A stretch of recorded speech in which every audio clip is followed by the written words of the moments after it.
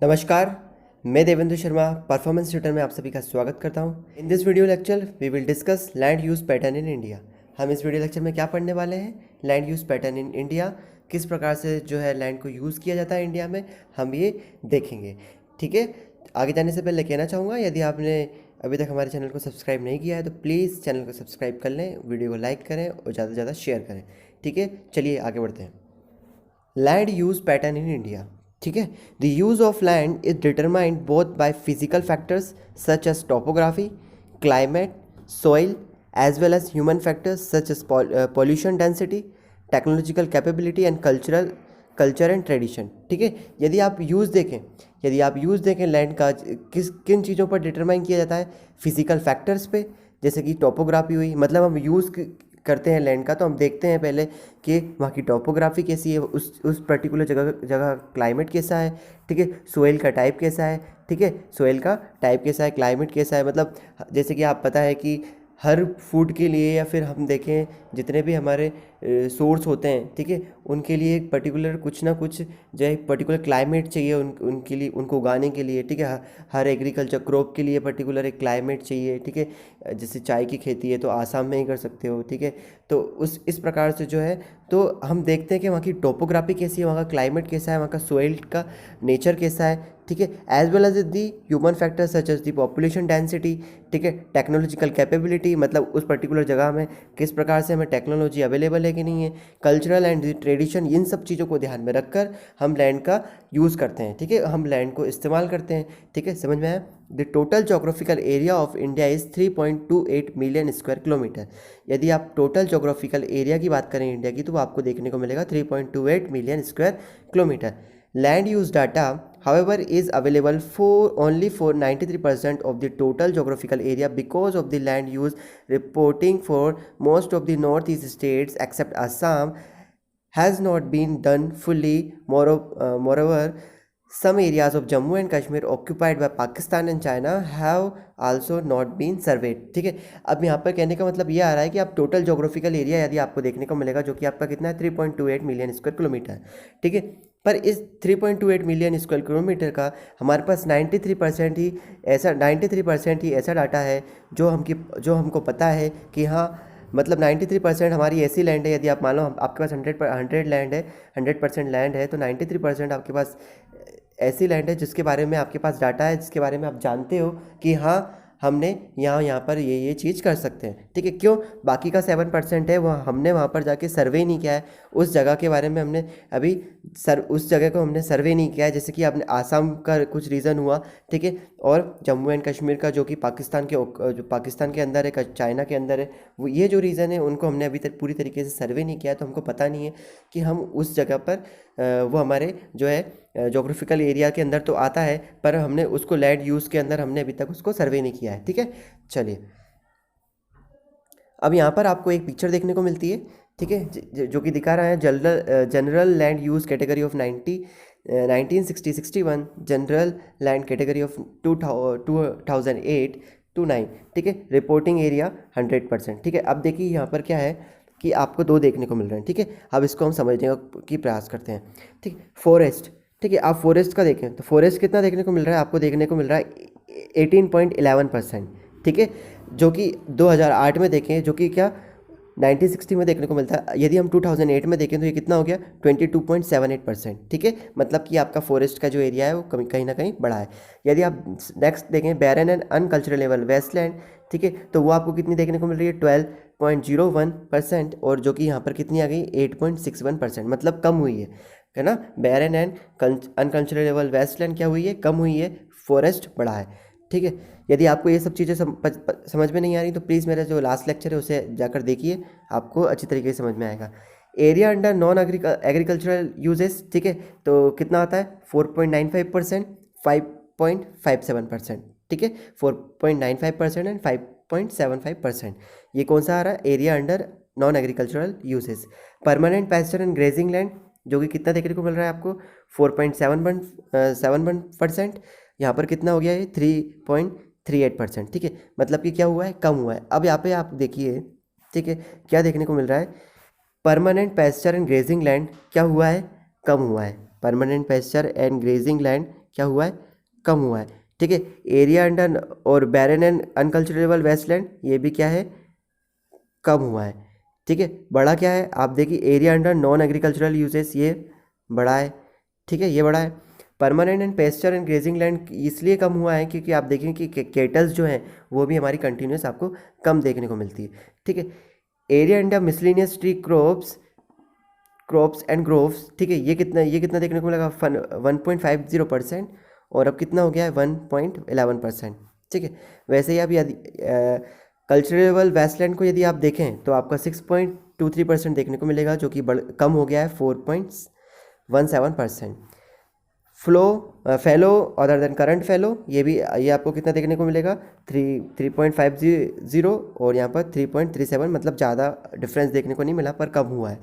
ठीक है, यदि आप लास्ट करंट फेलो को देखें तो करंट फेलो जो है आपका 3.73 एंड 4.76। ठीक है, लास्ट देखें net sown area. Net sown area क्या होता है बताया था मैंने।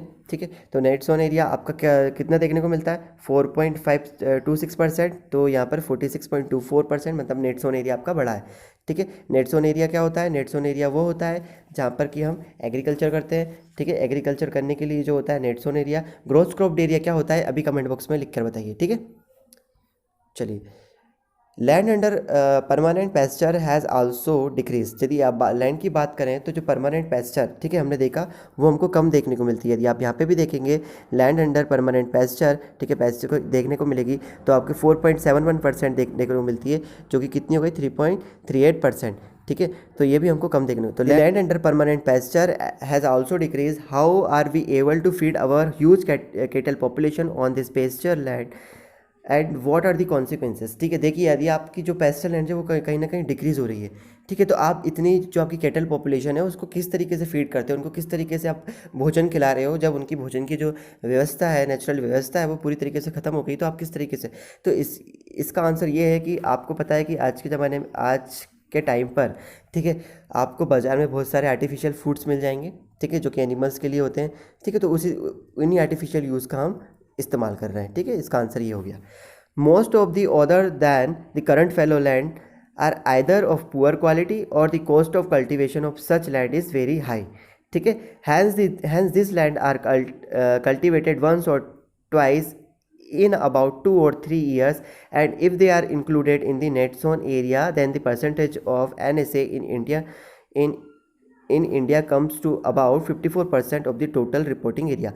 Other than current fallow land क्या होती है, most of the other than current. यदि आप देखें तो मोस्ट जो अदर देन करंट फेलो जो लैंड होती है वो क्या होती है, वह लैंड होती है जिसमें कि 1 से 5 ईयर के बीच में एग्रीकल्चर हमने नहीं किया हो। ठीक है, अदर देन करंट फेलो मतलब अदर देन करंट फेलो जो कि लेफ्ट अनकल्टिवेटेड लैंड है पास्ट 1 to 5 ईयर। ठीक है, उसे हम क्या कहते हैं, तो ऐसी लैंड जो कि क्या है, पुअर क्वालिटी की होती है। ठीक है, या फिर यहाँ पर जो कॉस्ट ऑफ कल्टीवेशन लगता है, मतलब खेती करने की जो राशि लगती है वो बहुत ज़्यादा लगती है। ठीक है, hence this land are cultivated once और twice in about 2 or 3 years. ठीक है, मतलब यहाँ पे यदि कल्टीवेट करते हो तो या तो एक से वंस और ट्वाइस है ना, 1 से 2 बार में हो पाती है, मतलब 2 से 3 साल लग जाते हैं यहाँ पर एग्रीकल्चर करने में।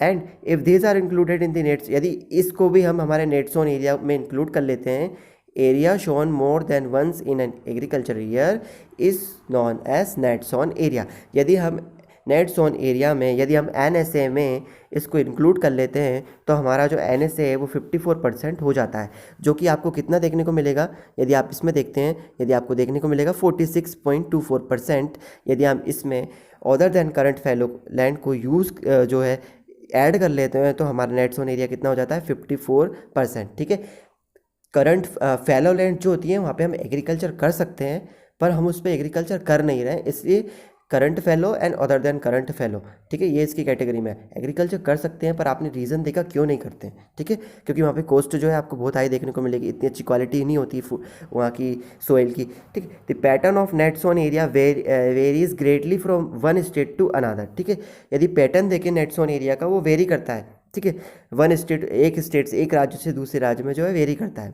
Net sown area. It is about 80% of the total area in Punjab and Haryana.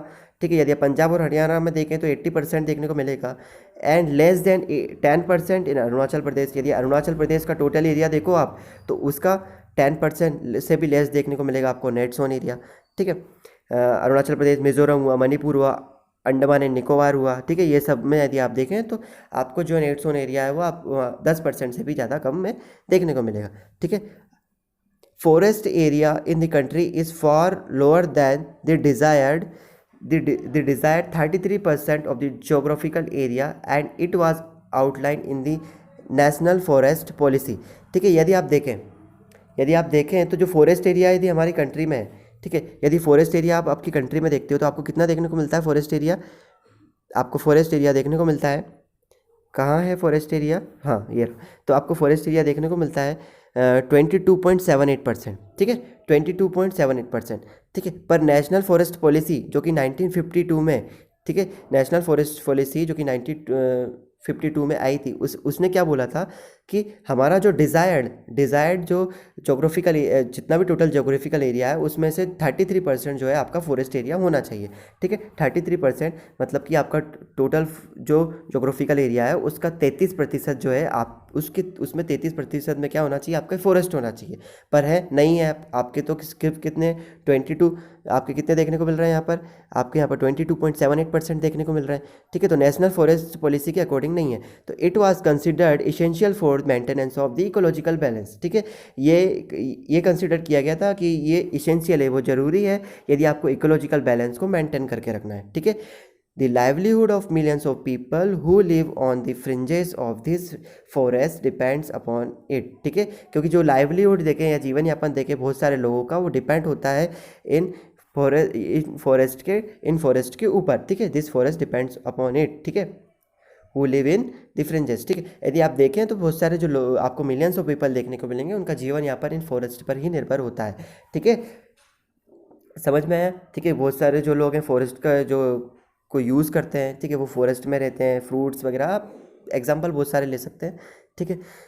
तो इस प्रकार से देखें तो जो नेशनल फॉरेस्ट पॉलिसी जिसने कि 33% कहा था, पर वो कि आपको कम देखने को मिल रहा है, ठीक है। A part of the land is termed as wasteland and land put to other non agricultural uses। यदि आप बोलें ये वो हिस्सा देखें आप लैंड का जो कि जिसे हम क्या यूज़ करते हैं? वेस्टलैंड टर्म यूज़ करते हैं। And land put to the other non agricultural uses. Wasteland includes rocky, arid, desert areas.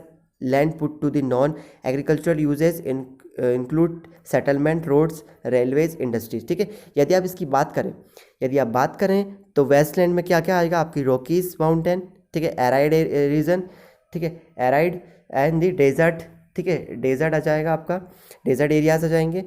And land put to other non agricultural uses, जैसे कि आपका सेटलमेंट हुआ, ठीक है, सिटीज़ का सेटलमेंट हुआ, रोड्स का कंस्ट्रक्शन हुआ, ठीक है, रोड्स का कंस्ट्रक्शन हुआ, रेलवे लाइंस का बनना हुआ, तो ये सब किस में आ रहा है? वेस्टलैंड में आ रहा है, ठीक है, एंड नॉन एग्रीकल्चरल यूजेस में आ रहा है, ठीक है। Continuous use of land over a long period of time without taking appropriate measures to conserve and manage it has resulted in land degradation, ठीक है। हम जिस लैंड को यदि कंटिन्यूस यूज़ करते आ रहे हैं, ठीक है, जिसके लॉन्ग पीरियड से, बहुत लंबे समय से, विदाउट हम इसका अप्रोप्रिएट मेजर नहीं ले रहे हैं, इसको कंजर्व नहीं कर रहे हैं, ठीक है, मैनेज नहीं कर रहे हैं अच्छी तरीके से, तो इसका रिजल्ट क्या हो चुका है? लैंड डिग्रेडेशन हो चुकी है। लैंड की क्या हो चुकी है? लैंड डिग्रेडेशन हो चुकी है। This in turns had serious repercussions on society and the environment, ठीक है, जो कि बहुत ही ज़्यादा नुकसानदायक हो जाएगा हमारे, ठीक है, बहुत ऐसी कंडीशन हो जाएगी हमारी सोसाइटी और एनवायरनमेंट की, ठीक है, बहुत अच्छी कंडीशन नहीं रहेगी, इसलिए लैंड डिग्रेडेशन हो जाएगा हमारी लैंड का, ठीक है। तो कंटिन्यूस यूज़ जो हो रहा है आपके लैंड का, ठीक है, उसका यदि हम अप्रोप्रिएट मेजर नहीं करते हैं या फिर उसे अच्छी तरीके से कंजर्व नहीं कर सकते हैं तो आपके लिए बहुत सारी जो है रिजल्ट देखने को मिलेंगे, ठीक है। यदि आपको वीडियो अच्छा लगा हो तो प्लीज़ मेरे चैनल को सब्सक्राइब करें, वीडियो को लाइक करें। थैंक यू, धन्यवाद।